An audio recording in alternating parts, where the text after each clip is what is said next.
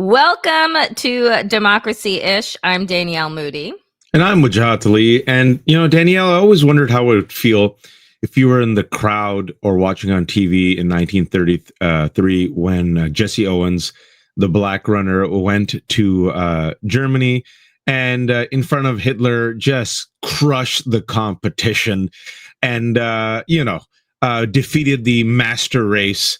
And Adolf Hitler had to just sit there and take it and grin and clap. And I feel like I don't have to really imagine it anymore because I think we saw it yesterday. Yeah.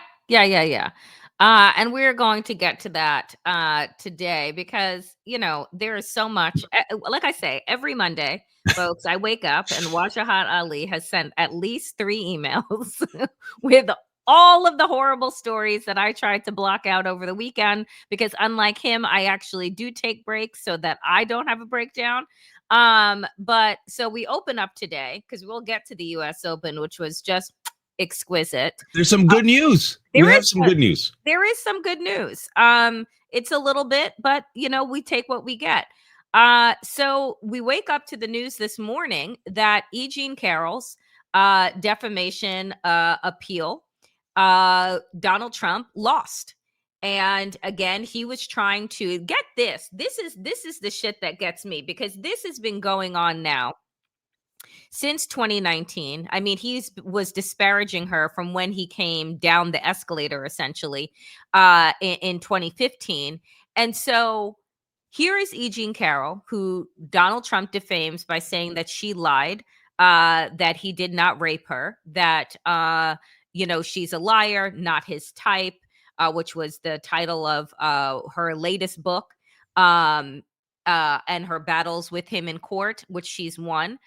And Donald Trump's team tried to use the immunity cover that the Supreme Court gave him in saying that in 2019, when he was busy defaming her for having told the world that he raped her, that was his presidential duty and he was immune from that.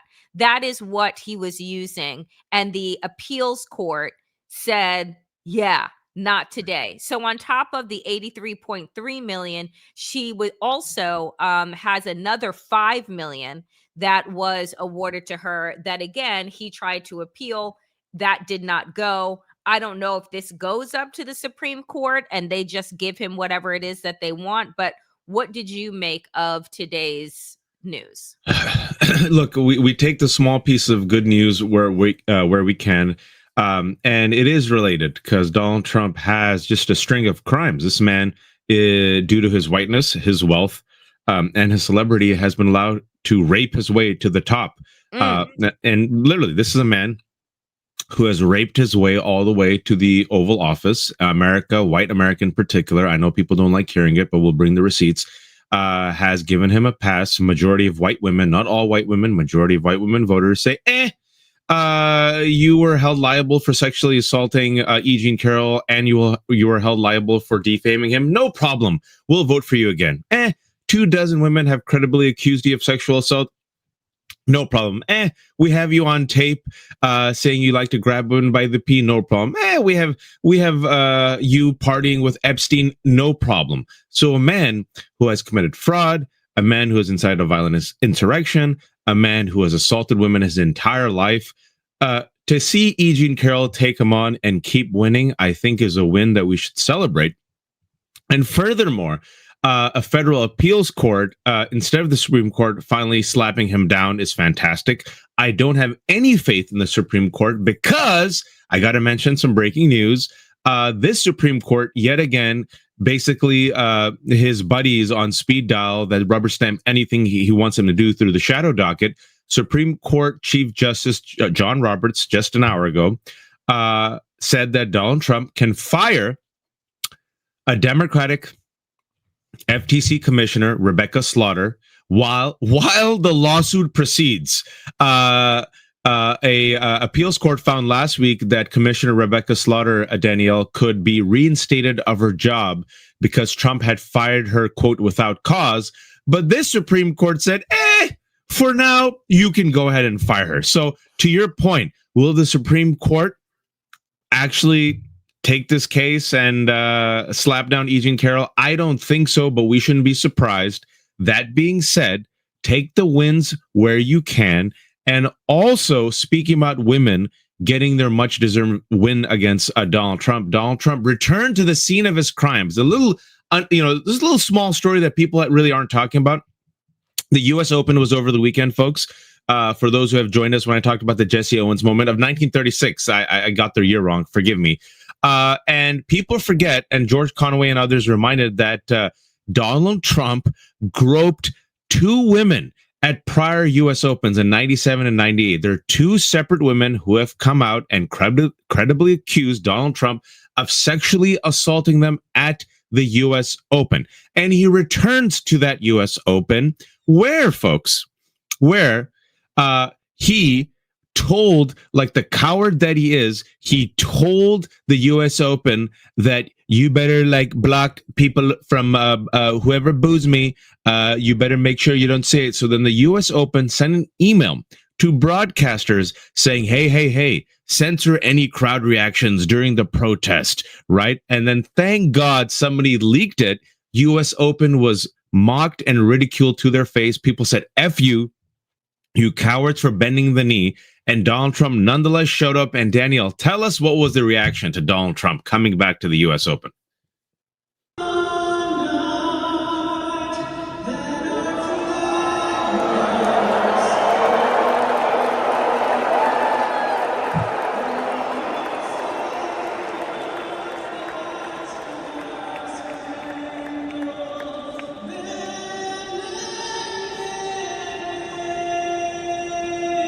Those are boos, by the way, folks. Gotta be. I mean, everybody knows that they were boos. Like, first of all, you gotta be some pathetics, and I'm gonna say it because I'm in this kind of mood on this Monday. That is some small dick energy to have to fucking tell the broadcasters to please don't show the boos, because I thought everybody loves you. I thought that we're living in your world, right? Like this is Trump's world. Everybody loves him. Right? He's just amazing. He's everybody's savior. So why wouldn't you show? I don't think that Obama has ever had to go to an event, not one time, and said, hey, please, can you please not show them basically jumping from their seats to try and get a photo with me and cheering? Because Obama was just at a sporting event a couple of weeks ago, and those images went viral because it was like, welcome, former President Obama, and the crowd went wild for at least 2-3 minutes. So let's just be clear. What you didn't see on broadcast, you absolutely did see on social media, because for all of the things that Donald Trump tries to control, his image, the message, truth, information, etc., there is this little thing called the internet, where everything lives. So the majority of people have already unplugged from television. Let's just say that. You all are here because you don't waste your time watching mainstream news. So mainstream news showed again over the weekend why people have cut the cord, because we can't trust you to do your job as the fourth estate because you're too busy kissing Donald Trump's ass. So there you go. And just, I mean, remember that Jeb Bush famous clip? Please clap. Donald Trump is like, please don't show them booing me. I mean, these are weak, cowardly men. They can dish it, but they can't take it. All of them. Bullies have the weakest chins and the weakest knees. And it just is revealed in Donald Trump. They're so petty, they're so fickle, they're so weak that they use their power to try to bully the U.S. Open into then bullying broadcasters. And as some of our viewers have mentioned in the comment section, it was so great to see a small bit of resistance where the news broadcasters and even ESPN, they didn't censor it. They just showed the live crowd reaction, and those live crowd reactions had a smattering of applause because it's an insane, self-destructive country. But overwhelmingly, Booze. Folks, this is where No, we let are. me just I just wanna be, because I know that people love to say like, "Oh, no, there was clapping." The people that were clapping were the people that were paid to be there for Donald Trump. Probably makes sense.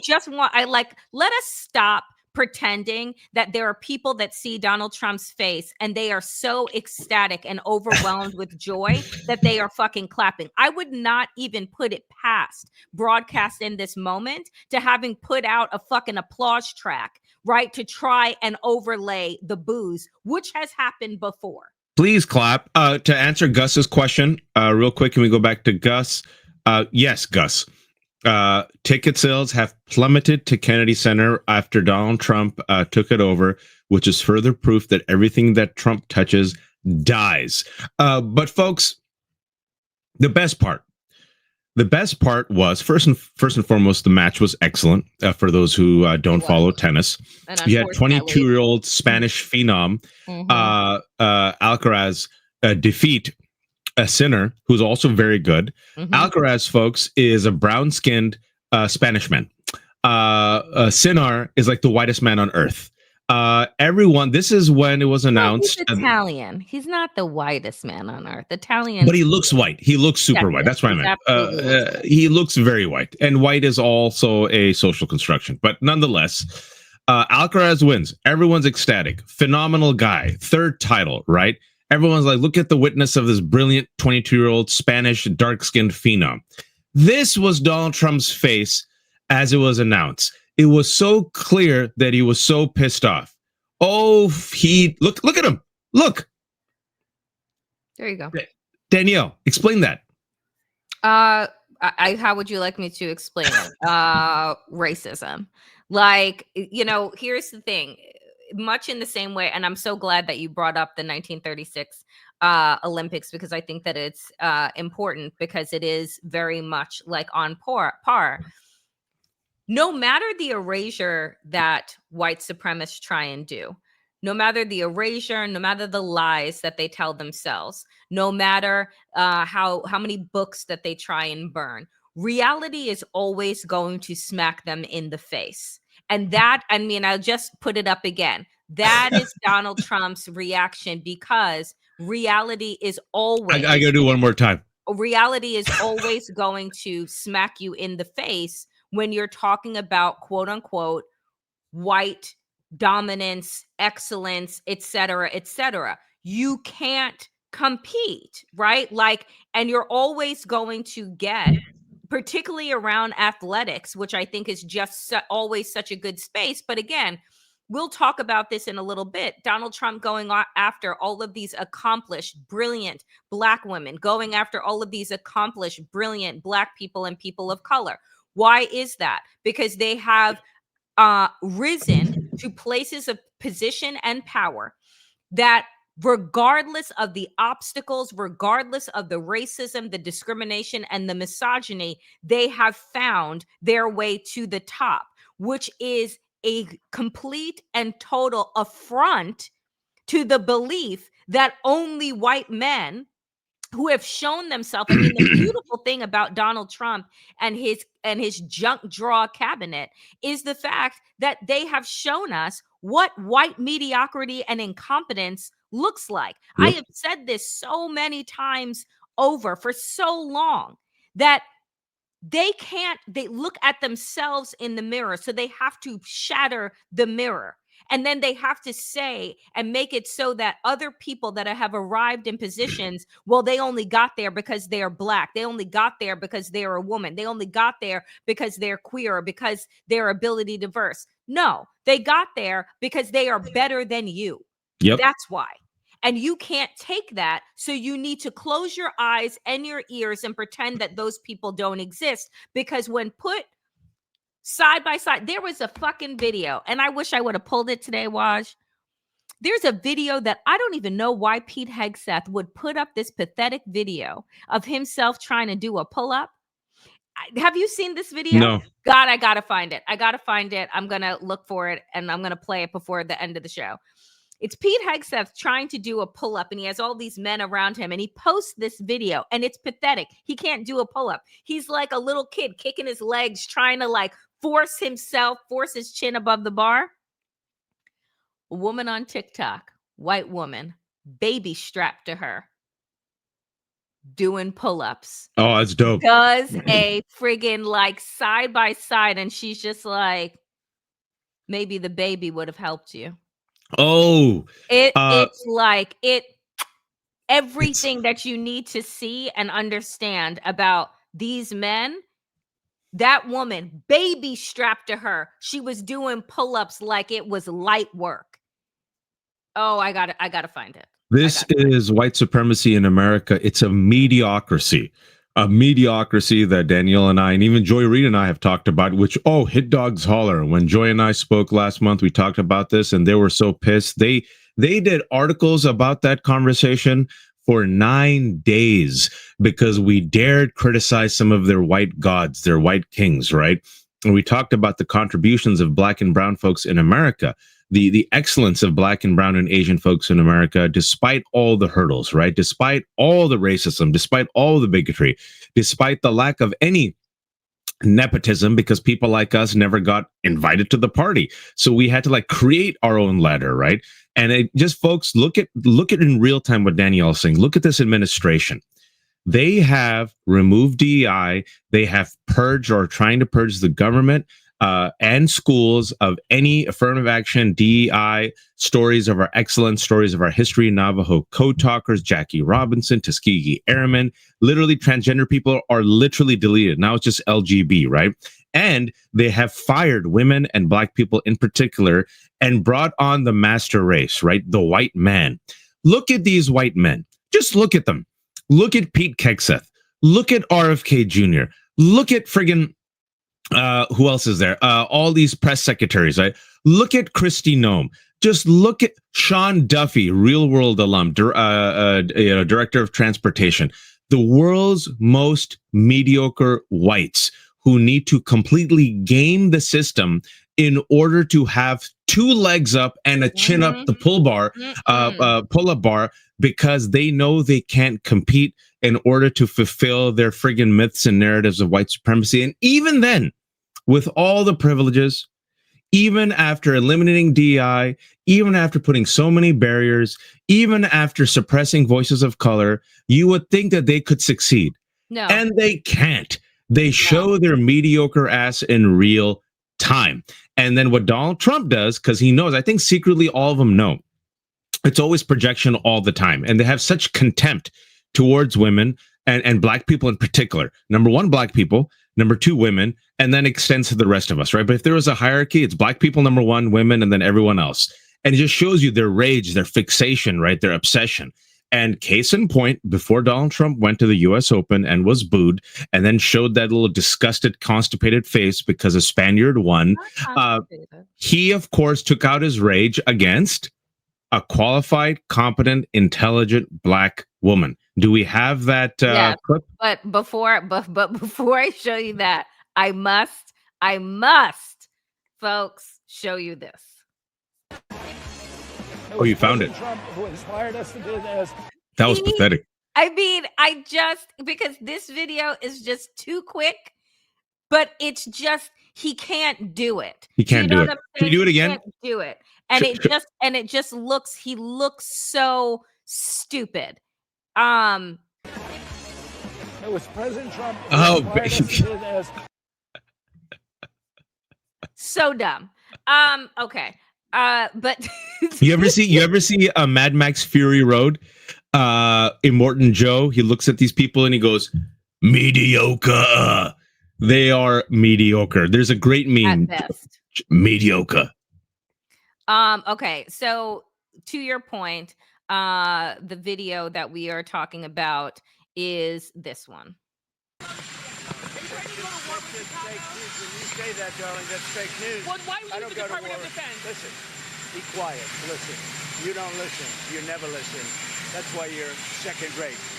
We're not going to war. We're going to clean up our cities. We're going to clean them up so they don't kill 5 people every weekend. That's not war. That's common sense. So I just want to put up first off. First off, he calls her darling. Okay, that's number one. Then he has the audacity to tell her that she's second rate. If she were second rate, do you know where she wouldn't be? Asking the president of the United States any fucking questions to his face, right? Because that's how accomplished most of the reporters who used to be in the White House press pool, who were not handpicked by Donald Trump and bobblehead Barbie. That's where you are. But Donald Trump cannot, like I say, the thing that pisses Donald Trump off the most is Black women. He hates women. He hates women because he's a womanizer, and he just hates women. He hates powerful women, but most importantly, he hates powerful, smart Black women. Oh yeah. That is what gets under Donald Trump's skin, because he believes that as a white man, he is smarter, he is better, he is stronger, he is more wanted. And Black women see through him like fucking cellophane. And he cannot take it. Black women, accomplished, brilliant Black women, are the mirror that man cannot look through, because it shows him to be weak, small, stupid, and incompetent, even after having everything given to you. Everything given to you, you're still lack fucking luster, because mediocre is not, they're under mediocre. Those are my thoughts. I love it. Mediocre. And folks, to just give more evidence to Danielle's thesis, he picks on Yamiche. Yes, someone asked, is that Yamiche Alcindor from PBS? He picks on her. I mean, it's really disgusting. First, he calls her darling. And then he says, be quiet, you don't listen, as if she's like this petulant girl. Why should she be quiet? She's a press member. To her in the first administration, too. Yeah. It's how she rose to fame. Because he came at her in the White House press corps, in the briefing room, in his first term. And everybody was just like, whoa. And also, when he wants to dismantle and take over the Federal Reserve, he can't take on white man Jerome Powell. Who does he pick on? The first Black person to become a board member, Lisa Cook. Who does he take on? Letitia James. He promotes conspiracy theories against, wait for it, Oprah, Beyonce. Who did he take on? Kamala Harris, who he tries to compare himself to, tries so desperately to be as successful as, to be as loved as, but never will be, Barack Obama. This is white supremacy in full display. All the rage, all the insecurity, all the self-loathing, all the projection, the knowingness that they are mediocre, the knowingness that they cannot compete on a level playing field, the knowingness that people of color and women, once given an equal opportunity, will run circles around them. And because they cannot admit it, that comes out in the form of contempt, violence, and loathing. And you saw it right there, right? He doesn't take on the whites. Always picks on the Black person. Notice, always a woman, or usually a Black woman, consistently throughout his career. But in this particular case, Yamiche held her ground. She knows what's up. But folks, I would be pissed off too if I was Donald Trump, because the poll numbers are coming out. And we have tried our best on Democracy-ish to always bring you all the latest up-to-date polls. And what we have said is that he will sink in the polls. Give it 6 months. Around the 6-month mark, this summer, once his policies went in effect, pew, now it's the 8-month mark. Danielle, let's just do a laundry list of all of his signature, brilliant, amazing accomplishments and how the American people are responding. Folks, it's barely been 8 months. The signature bill, the signature legislation, the reason why so many oligarchs propped up this cankled, decaying orange husk, this big, beautiful bill, which adds $3 trillion to the debt, dismantles Medicaid, dismantles Obamacare, and adds $180 billion to ICE, making like essentially his own Gestapo, and adds 10,000 ICE agents and also increases private prisons and detention centers. This signature bill, Danielle, can you please let us know how the American public is responding to it? Well, let's see. CBS News poll on the big bullshit billionaire bill. 39% approve, 39%, 61% disapprove. There is a breakdown along gender, age, etc. But this, for a signature bill, for your amazing bill that's supposed to transform America, which it is because it's the largest transfer of wealth. And I don't even like to use that term. I like to say, oh, it's the largest grift, it's the largest theft from the 99% to the wealthiest 1%. 61% disapprove. When you look at the breakdown, you see across that, let's see, women, 61, total 61%. Women, 63% disapprove. Men, 59% disapprove. You have ages. Donald Trump has lost his elderly population, 45 to 64 and 65 plus, 58% and 57% disapprove. I wonder why, because they're the ones most likely to lose what? Medicaid, right? Mm. And Social Security benefits. Okay. So you see here, folks, And that also, Daniel, can we just say mhm, this is before the dismantling of Medicaid? In a year and a half, that's when they're going to do the $1 trillion cuts to Medicaid, right after the midterms. So imagine what will happen after that, Daniel. We don't have to imagine. I predict people are going to die because that's what's going to happen when there are $1 trillion cuts to Medicaid and people are kicked off of insurance because it's also going to impact Obamacare. Rural hospitals, they have shown, will shut down. About 20% of rural nursing homes will shut down. There will just be a public healthcare disaster. Also, we're now dealing with measles and polio, a spike in diseases becoming great again, which means that there are going to be travel advisories to America. And furthermore, I predict that countries are going to say, if you're from Florida and X, Y, and Z state, yeah, you can't come here. America's further going to be isolated. Economy is going to be in the shitter. And my prediction, and I hope I'm wrong, I think in about a year and a half, we're going to get a couple of more Luigi Mangions. Daniel. I mean, look, I think that you're giving too much time of a year and a half. I predict that 6 months from now, Mm. 6 months from now, meaning as we are headed into the supposed midterm elections that I do not believe are actually going to occur, as we're supposed to be heading into that, which will be a year from now, September, the election would be a few months away, that there won't be, remember how we would wait around for the October surprise? All of 2026 is about to be an October surprise for the American people and for this administration. I just want to pull up these poll numbers as well. Favor or oppose Trump deploying the National Guard to Washington, D.C., 57% oppose. Other cities, 58% oppose. Your area, 61% oppose. Again, approval across the board, NBC News poll by SurveyMonkey. Approval for Trump in general, 57% disapprove. Trump's approval on handling the border, -6. That was his strong suit. The border and deportations was his strong suit, folks. Deportation, -14. -14. Double digits. Inflation, -22. Ooh. That's your tariffs.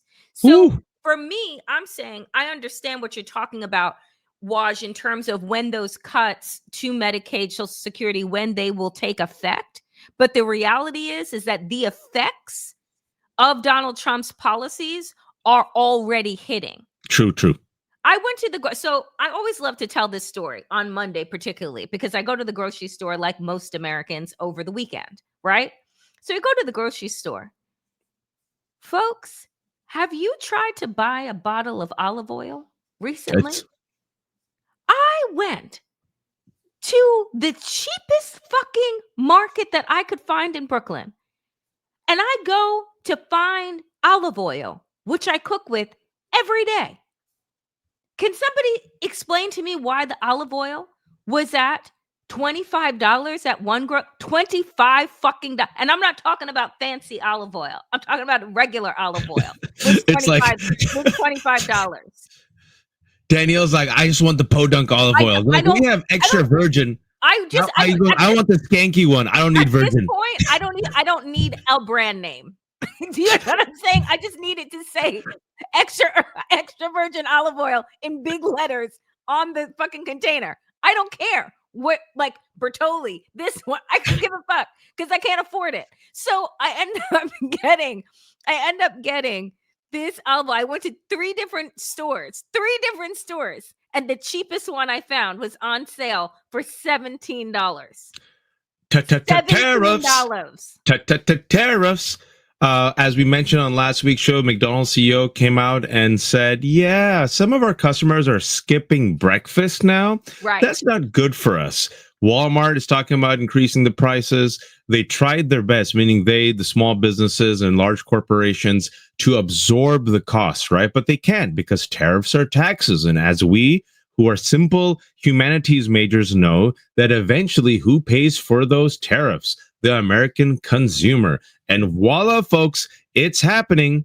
It's happening. The prices are going up, up, up. And also what's going up, real quick, let's see if we have this one, the healthcare. Look at this.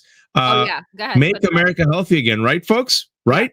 Yeah. Donald Trump promised he's going to bring prices down immediately. He's going to get elected. He's going to bring prices down. He's going to elected, and all the countries will respect America and stop screwing us around, right? So far, zero trade deals. He's going to get elected, and America will become affordable again. He's going to get elected, and healthcare will be affordable again. He's going to get elected, and there will be peace in Ukraine. Danielle? Yeah. So, surprise. Americans face biggest increase in health insurance costs in 15 fucking years. 15 years. I will tell you another little antidote, because I am an entrepreneur. I work for myself. I have to use marketplace insurance, right? Thank goodness for Obamacare and New York City still having open markets for health insurance. Can I tell you that my health insurance went up by $50? It's already obscene. $50 a month? No. It went up. Yes, it went up $50 more a month. Wow. And I'm not afraid to tell people my health insurance is crap. And it was at, let's see, what was it? $680 a month. Holy shit. Right. I don't have a wife that's a doctor. So I'm like, so it was $680. I get my insurance, folks. We always try to be transparent in the show. I have gotten my insurance because my wife is a doctor who works at a university. And because of my wife's position as a medical professor, and she's a doctor, that's how the entire family has insurance. When I was in Danielle's shoes, from the ages of 21 to 32, we had to go hunt and find our insurance. And much like Danielle, I paid a lot more for shitty insurance. Shitty. Shitty. It was just like, if I'm like, and I had a near-death experience, which like kept me, I needed that insurance or else I'd be completely bankrupt. And even then, I had to go do heart surgery and they had to like defibrillate me, all that stuff. I still had to pay out of pocket for all this ish. So it's like the world's most like podunk insurance, but that just keeps us barely above water, right? Yes. And now think about it. If it's $600 a month for podunk crappy, been around the block, not extra virgin, not even virgin olive oil, it's skanky insurance. And now you add $50 a month, do the math, 12 times 50, 600. So Americans who are working two jobs just to stay broke, now you're asking them to find $600 extra just for insurance. And we haven't even talked about the extra money, because it all adds up when it comes to groceries, when it comes to restaurants, right? Sometimes you want to eat out. Folks, people don't have the money. And then furthermore, when it comes to the big beautiful bill, the averages were that this would make Americans like raise costs $2,000. So that's completely excluding the insurance and the tariffs. That just from Make America, the Make Billionaires Great Again bill, right? They said average uptick as a result of us paying for rich people to not pay their taxes was going to be about $1,500. So if you add all this money up and people are already broke and living month to month, where are they going to find, Danielle, the extra $2,500 to $3,000? Well, here's Michelle saying there is no extra money. There. That's exactly right. Because again, I think for myself, right? I am single, right? A single woman. And I am paying that much insurance for myself. I think to myself, my God, what if I had kids? Right? Well, one, I wouldn't be able to be an entrepreneur. I'll tell you that, because I would have to stay at the job that was squeezing out my soul in order to be able to have health insurance, which is what a majority of Americans are forced to do. But I want you to now think about the fact that we talked about this briefly last week. 300,000 Black women have lost their jobs, have been pushed out of their jobs this year alone. Black women are the canary in the coal mines for the unemployment rate. Black unemployment, right, at writ large is at 7% right now. So if you're talking, again, health insurance just made more expensive, hundreds of thousands of people, by the time that this year is probably a wrap, will probably be close to 1 million people that have been pushed out of their jobs, whether they were cut from the federal government thanks to Doge and waste, whether they were cut from corporate jobs that are now, oh, well, we have to make up for these tariffs and make up for the loss. God forbid you just cut down the salary of one person, No. CEO, in order to save the jobs of tens of thousands of people. No, we are not going to do that, because we're going to automate those jobs anyway with AI, right? These are the things that the Trump administration is hailing. So the fact is that you're going to see, I mean, the skyrocketing of homelessness, of sickness and disease, all of these things. Crime. Of crime, because now you have manufactured desperation from this administration.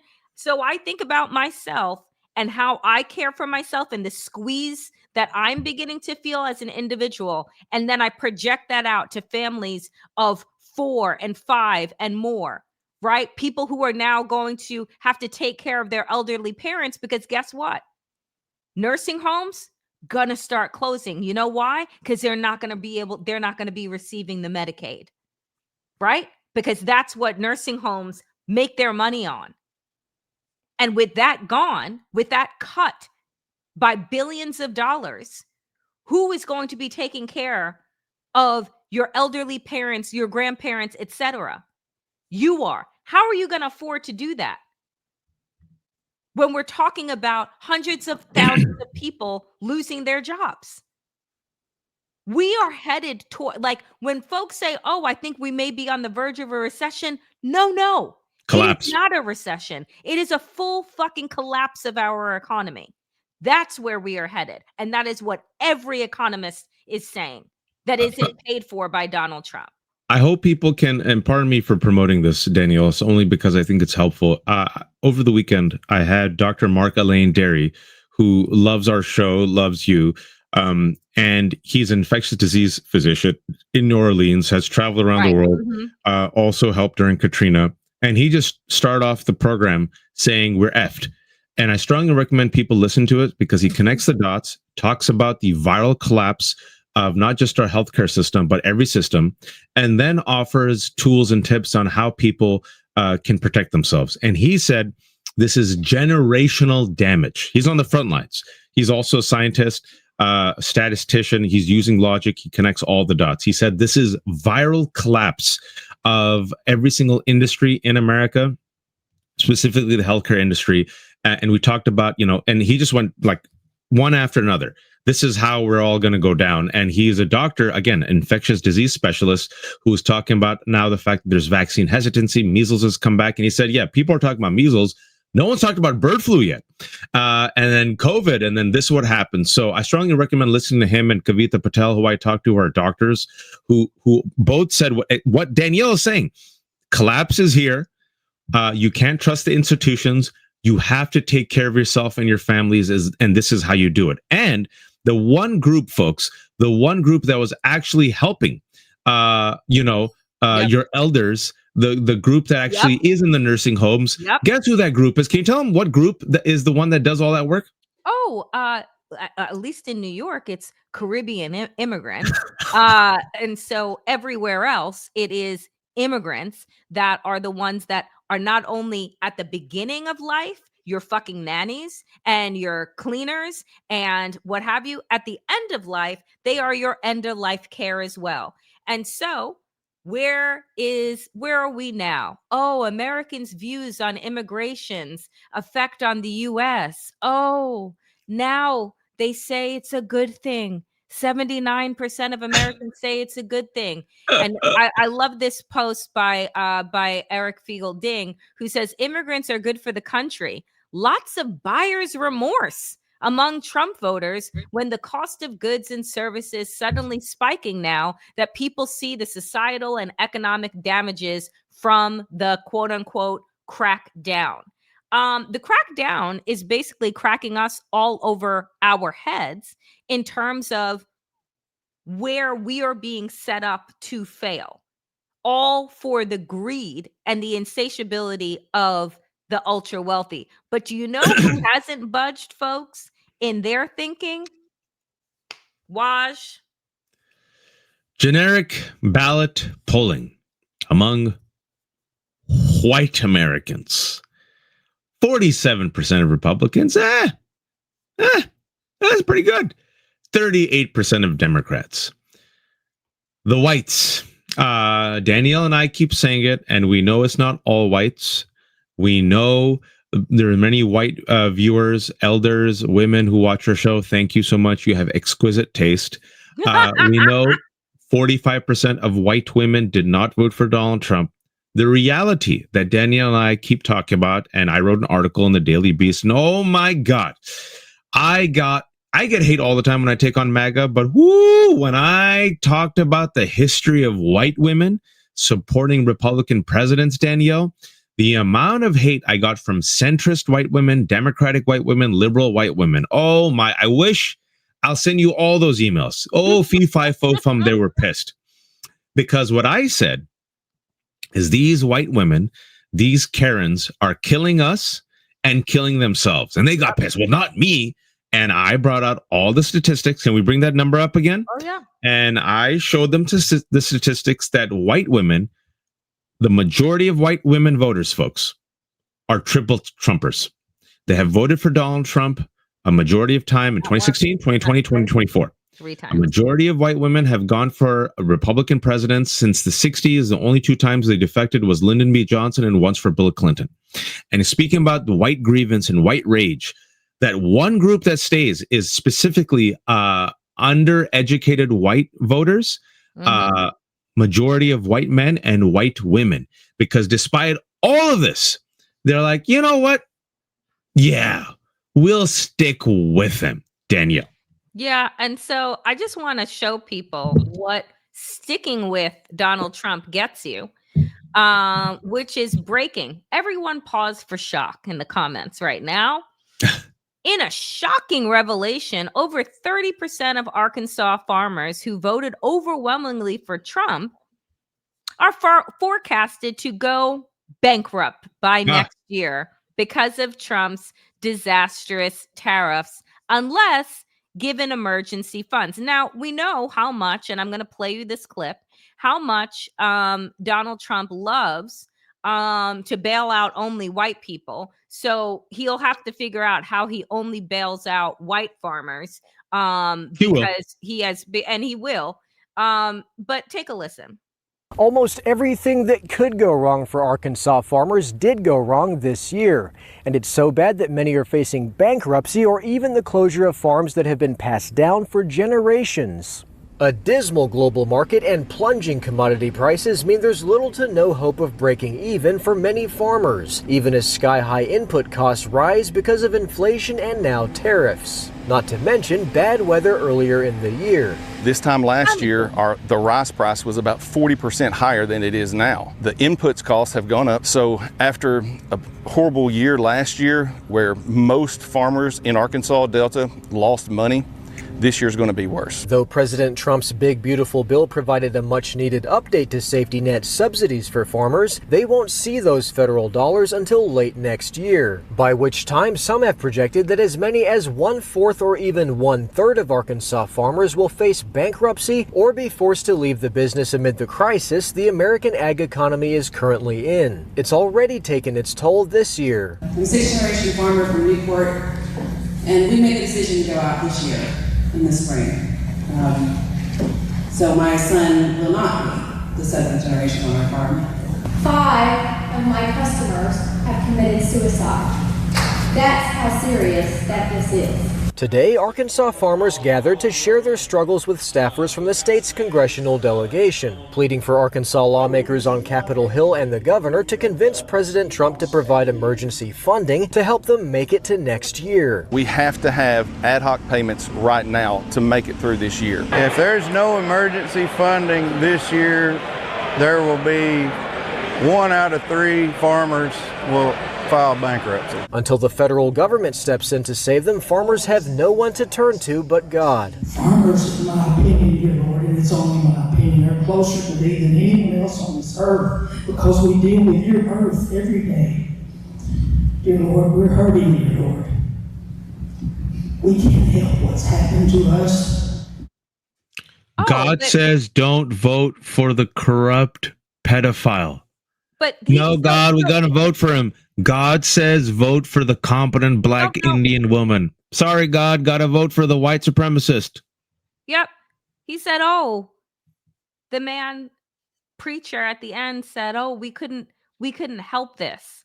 Right? No, you absolutely could have fucking helped this by voting for your best interests and not your whiteness. And so here's the thing to me. I don't give a fuck. I really don't. I really don't. I don't care. Because at the end of the day, the prices are going up for the rest of us. There ain't nobody to pick their fucking farm produce. There's nobody to work on their farms because they voted against their own interests. Because these people that are supposedly so close to the land like Jesus had intended don't believe in fucking climate change. They know exactly how much rain has come in versus has not come in. They know exactly, 5 generations, and you don't know the fucking difference in the climate that is happening, but you want to pray about it. So let them go fucking pray. Because I really hope that Donald Trump doesn't bail them out. I really hope that 1 in 3 do fucking go bankrupt. Because you get what you vote for. And we're already collectively feeling the pain because of their fucking stupidity, because of their racism. So I don't give a fuck. You know what? I can't blame you for thinking like that. They don't care about us. You don't care about them. We tried to warn them. I do feel bad because I don't want people to suffer in order to feel great again. I don't need to suffer in order to feel great again. But what can you do when you tell people again and again and again and again and again, and then they still say, nah, F you, I'm going to dig this hole and push you in it. And then you and me, like Bugs Bunny, are like, we're on to you. We've been playing this game far longer. We've survived. And then they fall into the hole that they dug for you. You know, I didn't push them in. You didn't push them in. I hope once they pray, God tells them, listen, wake up.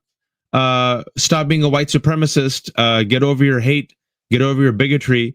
Expand your heart and your consciousness. Look to your black and brown brothers and sisters and fellow farmers and realize that they're in it with you and that your real enemy is the oligarchy that's screwing you, and put aside your need to be superior and your disinformation and link arms with the black and the browns who have more in common with you than Rupert Murdoch and Elon Musk. And maybe if you do that, and when you do that, you'll realize, oh, I got hoodwinked all along by these people. Danielle, let me tell you something, because here's my other thing too. These are the same people who want to talk about welfare queens. These are the same people Mm. that want to say, oh, who should and shouldn't get handouts from the federal government. But you're now with your hat in your hand coming over to Donald Trump, begging him to give you a break. Oh my God, because I'm going to lose my farm. I'm going to lose generational wealth. By the way, land that was already stolen from indigenous people, then stolen again from Black people that worked it for nothing. So you want to talk, oh, generational farms and generational this, that, and the other thing. This country already cut you slack for being white. You got property, right? You got land that everyone else that was Black and brown and indigenous was kicked off of, that had rights to. So again, I don't want people to suffer, but you get what you vote for. So I am not going to use my time and my energy to pray for people who voted for their own demise. And then we'll once again get the fucking handouts that are denied people that are actually deserving. our, our listeners and viewers are just like you. They're like Angela Bassett from Waiting to Exhale. They're just like, never again. Never again. She said, never again. So these are the people. They've turned the White House, the people's house, into a fucking white boys only country club. There's one white woman. I saw one white woman. I'm sure she's staff. That's what they are doing. I saw one black too. Was he holding a tray? Either he was holding a tray or shining somebody's shoes, and either way, it was probably Byron Donalds, because he loves to do both, right? The step and fetch it for the white nationalists. This is what happens to you. When you sent this to me, and I looked at this picture of bobblehead Barbie, right? That's Caroline Leavitt, folks, on the right and on the left. And I said, do you remember that scene in the Glenn Close Stepford Wives? It was Glenn Close and Nicole Kidman, and what they all looked like when they showed up into Stepfordville. They looked like normal. They looked like homegirl on the other side, and then their husbands, put them through the machines, and then they all have bigger boobs and blonder hair, and they're all like fit. And this is what it means to be MAGAfied, to not even be able to look into the mirror and recognize yourself. This is what it means to sell pieces of your soul, right? Because Donald Trump looked at her and said, you don't look right. So all of these women have to go through the same fucking makeover, which is a make under, honestly, because my God, the look lips, at what they make nose, you give, the eyebrows. To quote Born Identity, look at what they make you give. And there was another photo I found, but I couldn't download it, folks. It was Kristi Noem, Caroline Leavitt, Kimberly. I always don't know how to pronounce her last name. Gavin Newsom's ex-wife, who then was Donald Trump's girlfriend. And then something about Kimberly, I saw her and I'm like, man, she was attractive. She was so pretty. I'm like, oh, why did you do that to yourself? And then when she had the MAGA transformation, right? Look at what they make you give. Look at how it changes you on the inside and the outside. It's literal physical corruption. It's like the picture of Dorian Gray, but in reverse. Yeah. And then there is other types of corruption. Other types of corruption that looks like this. J.D. Vance talking about killing people that he doesn't even know. No identify. This is the attack that they did on the boat. Killed 11 people in Venezuela. They told us that they were cartel members. How would you know? You have no intel, right? Where's the intel? Much like, again, you carted off 230 men to CCOT and tell us that they're all gang members and they're all drug addicts and drug pushers. If they were, then the American people would be on your side. Just show us the proof. But you have no proof. But this is this fucking piece of shit, J.D. Vance. Killing cartel members who poison our fellow citizens is the highest and best use of our military. Yes, Lynn, you're correct. It was murder. Brian Krasenstein, Killing the citizens of another nation who are civilians without any due process is called a war crime. JD Vance, I don't give a shit what you call it. I'm glad. Thank you for the evidence and proof that will, inshallah, be used against you when there are trials, if there's ever trials. But this country always gives a pass to white supremacy and criminals and traitors and Confederate soldiers who seceded. So, but if there are ever trials, which I hope there are, because a lot of people need to be tried and prosecuted and sent to jail for their numerous crimes, that there would be evidence number one. And folks, Rand Paul, of all people, this is the timeline that we're living in, the timeline from hell. Rand Paul, of all people, responded, JD, I don't give a shit, Vance, says killing people he accuses of a crime is the highest and best use of the military. Did he ever read To Kill a Mockingbird? He did. He's a doughboy who went to Ivy League schools.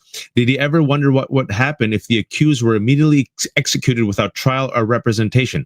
What a despicable and thoughtless sentiment it is to glorify killing someone without a trial. And guess what? I know people might not like hearing this. Rand Paul has had more fire against JD Vance and Donald Trump for the extrajudicial assassination, let's call it for what it is, of these 11 individuals who, by the way, folks, no evidence has been presented whatsoever that they committed any crimes. That is an extrajudicial assassination, straight up murder of 11 people who some say could actually just be migrants in international waters, which is now a saber-rattling war with Venezuela. Rand Paul has said more than Hakeem Jeffries and Chuck Schumer. As of last night, they have not said a word about Donald Trump straight up, openly trying to kill anyone he deems a terrorist. You know, so here, and this is Donald Trump. I love the smell of deportations in the morning. I mean, look at this shit.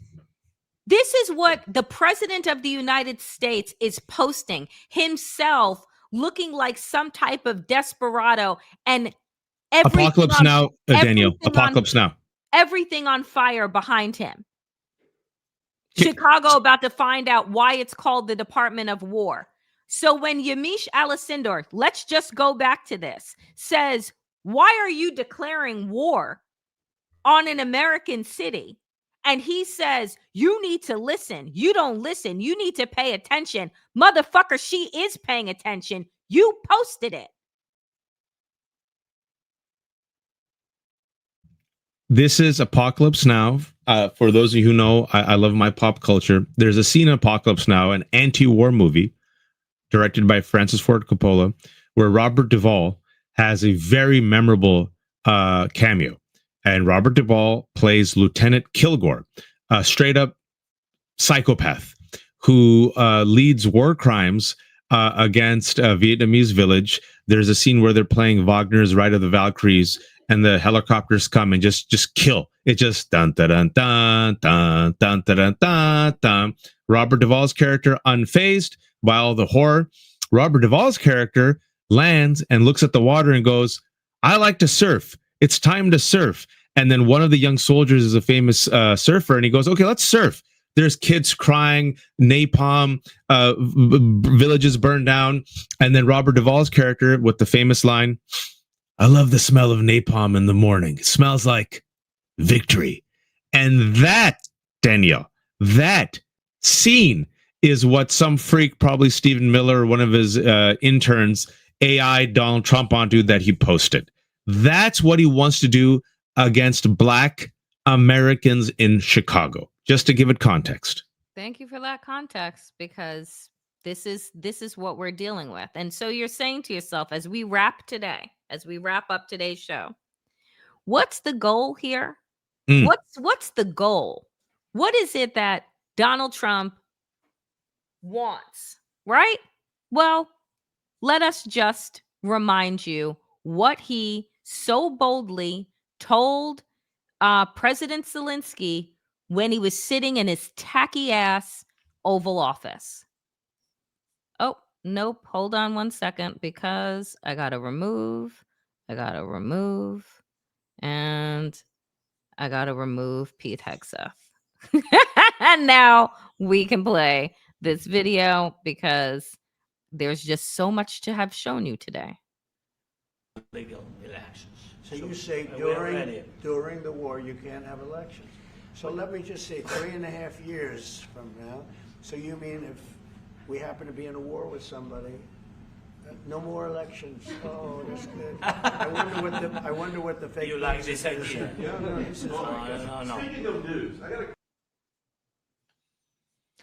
Why was any of that funny?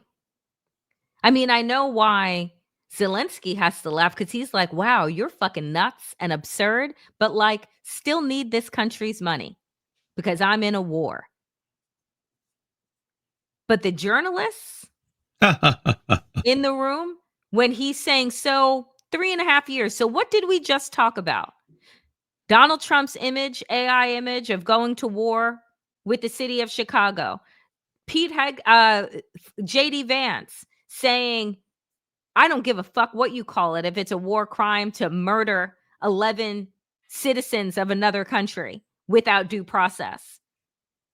They are staging war. And that, the end goal is authoritarianism, because then they can justify martial law and they can put their boot on America's neck and cut off our oxygen, our hope, our will, everything. That is the end goal. Waj? Very quick before we wrap up. And folks, it's even more direct than that. In the summer, Stephen Miller used the word invasion to rationalize unleashing the Alien Enemies Act. Stephen Miller used the word invasion and, wait for it, insurrection to rationalize unleashing ICE and the National Guard against Los Angeles, even though the LAPD went out of its way and thanked LA citizens and organizers for peaceful resistance. Stephen Miller has used the word invasion and connected it to what? Latin America and drugs. El Salvador, Venezuela, Tren de Aragua. That's the rationalization that they've used to literally kidnap and deport innocent legal immigrants, like Kilmar Abrego Garcia, right? So when Donald Trump now says he can unilaterally declare anyone terrorist and then use straight up assassination to go after them, and now he's saber rattling with Venezuela because he can't fight with other countries. So Venezuela, we could take him out. What that does is give him the rationalization to declare, wait for it, martial law, right? Look at these drug dealers and invaders and rapists coming from El Salvador and Venezuela who've taken over and caused chaos in America. As the president of the United States, it is up to me to keep America safe. I must unleash my Gestapo and the military on these blue cities. And guess what? You know what? It's so unsafe. I have to declare martial law to temporarily suspend the elections. But don't you worry. The elections will come back. Oh, no, protests? They're insurrectionists. Insurrection Act. Crack it down. And voila, we have a fascist dictator. Folks, we've been saying it for a while. Everyone thinks we're crazy. We're not crazy. We're not crazy. Eyes wide open. We just look at the evidence of our eyes and our ears. We will be wrong about a few things, but about this, Danielle and I have not been wrong. People are still suffering from a failure of imagination. And then last thing I'll say, they're also going after our voting rights, and they're also doing gerrymandering. From every which way, Donald Trump is trying to make sure he can stay in power forever. If you don't believe me, look at those 2028 hats he's showing off in the White House to foreign leaders.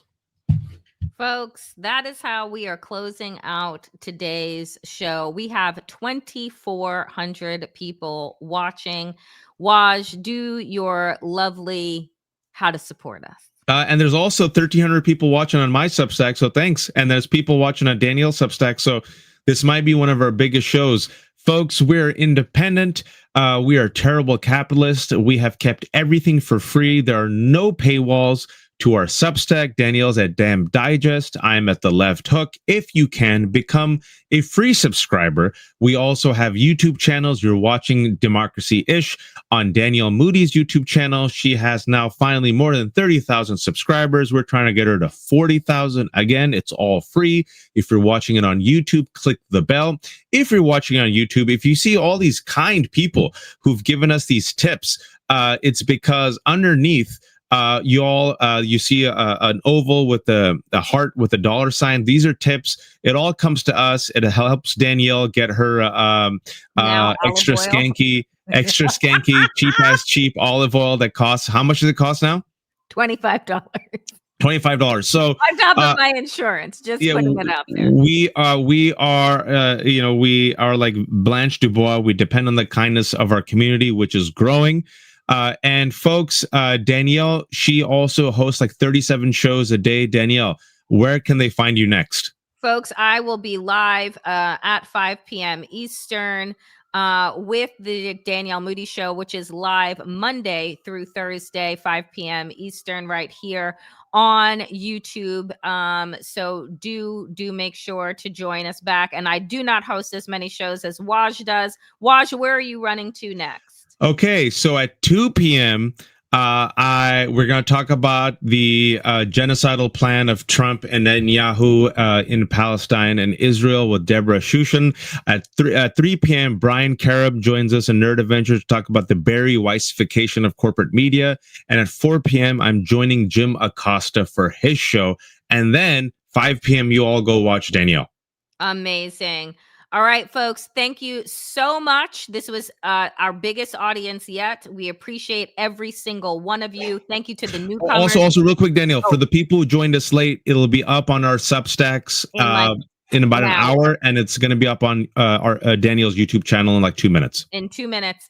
And for those that are new here, again, make sure that you follow us on all of the platforms. Waj and I do a midweek check-in for Democracy-ish on Substack at 3 p.m. Eastern on Wednesdays, and then we're back here on Friday at noon. Folks, we appreciate each and every single one of you. Take care of yourselves, take care of each other, and try very hard. Don't be a fascist. We will see you soon.